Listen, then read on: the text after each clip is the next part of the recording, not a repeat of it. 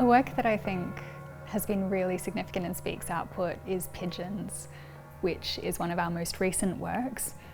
And to me it really stands out for really pushing the boundaries of what we expect a percussion performance to be.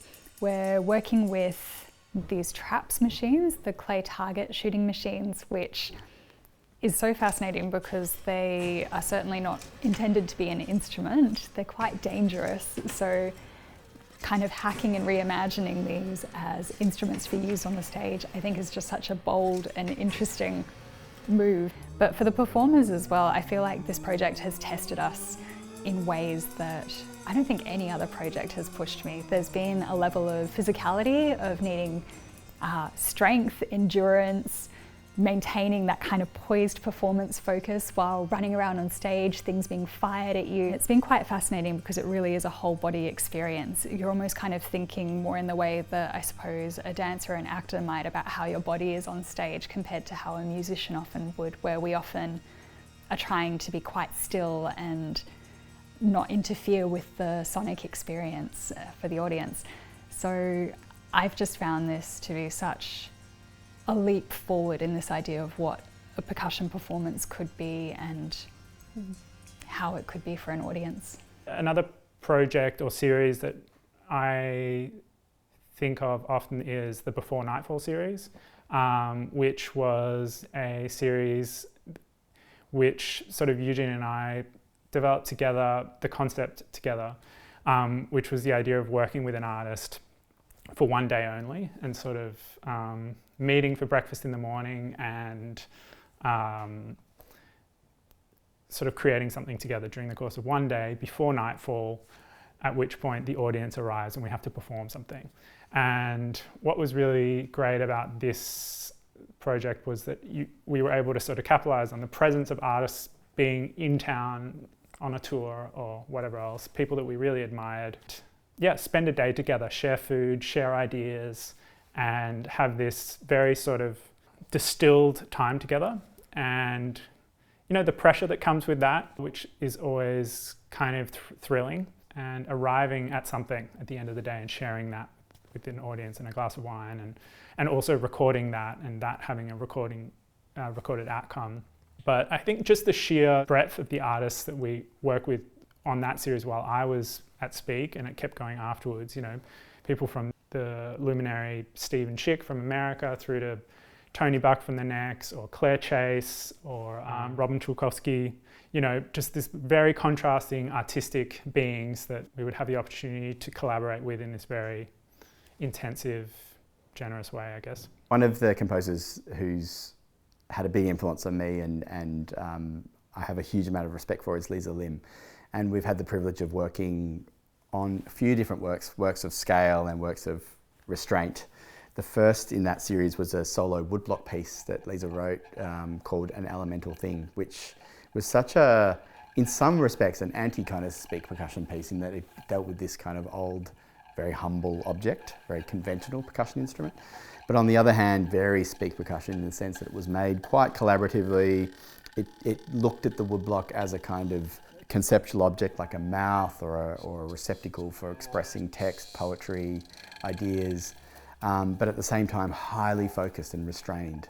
So that 15-minute woodblock piece became a really special starting point for a much bigger opera of hers called Atlas of the Sky, which involved 3 solo percussionists with a solo soprano and an on-stage crowd of 20 musicians that were both trained and untrained musicians. So working with a highly established composer as Liza Lim has been a big privilege, but also special to have seen the kind of the distribution and flow of ideas from previous works of hers into works of ours that then have also translated and gone beyond. I think we did a lot of really interesting work with Waldteufels, for example, in our project.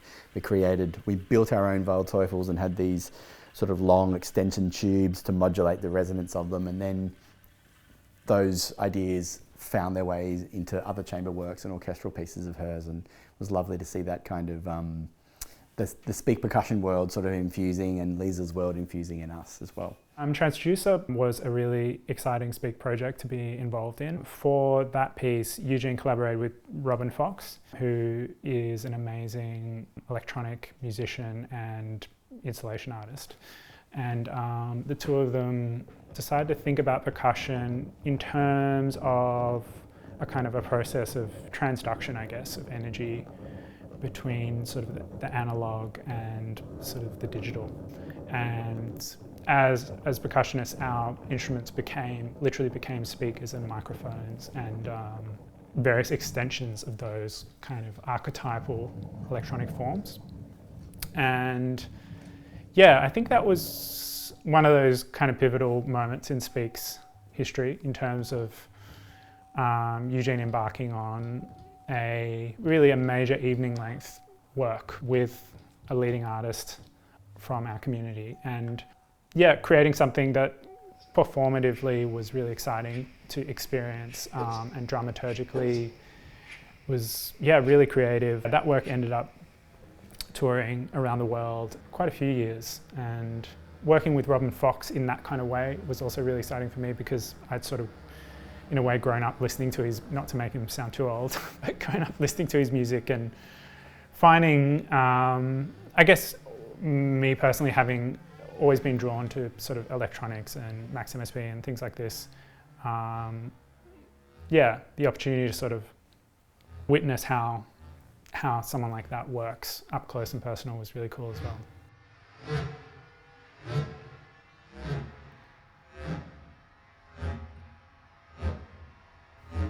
There have been so many just outrageous things we have tried through the years. I remember one that just sticks in my mind is being in a very early rehearsal for Atlas, and we were working with Jo Lloyd as the choreography director, and she'd watched us rehearse for a little while, and I was meant to play something that was quite high up with this very large stick.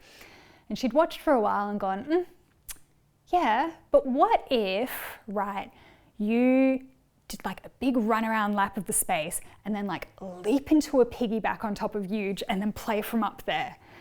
And that did not make it into the show, but we tried it.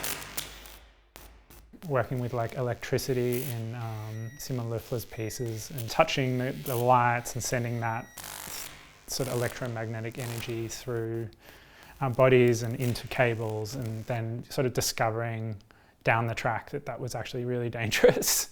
Yeah, we have found ourselves in dangerous places. Sometimes it's been putting our bodies under physical strain that is, was unexpected and uncomfortable. Other times where I remember Matthias almost setting his shirt on fire in concert. I do think as well, just Pigeons and the traps machines shooting. There was a moment where it was like, well, what if they fire and if we catch it?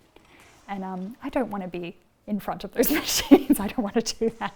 I think what Speak has contributed is works of scale. These works don't speak to concert programs and other sort of pieces that sit around them, but they deal with, they kind of look out to the world in other ways. I think Speak is really unique in that I don't think there's anything quite like it anywhere else, certainly in Australia, that I've come across where you could go, we're going to use these traps machines on stage as instruments, or we're going to invest in building new instruments that are going to make the sounds of Antarctica.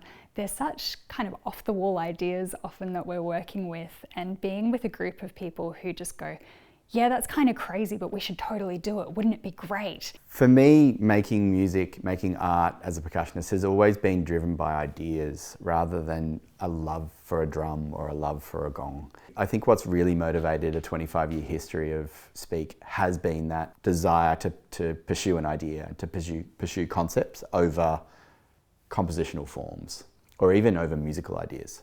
I think a big part of Speak's success has been its capacity to adapt and change over time when it sort of needed to, I guess. And Eugene Ughetti being at the helm more or less for the entirety of that 25-year period is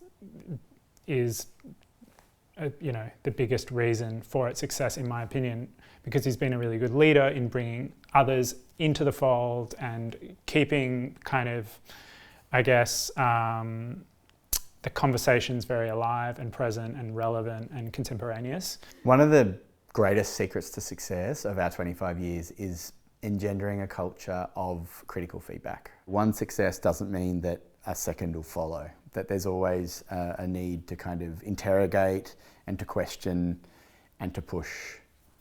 And it takes a lot of courage to keep pushing into new sort of ways of thinking and keep asking oneself deeper and deeper questions about who are you, what is your role as an artist, and why are you doing this? And you might not always get the answers, but I think the persistence of those questions has been consistent with Speak.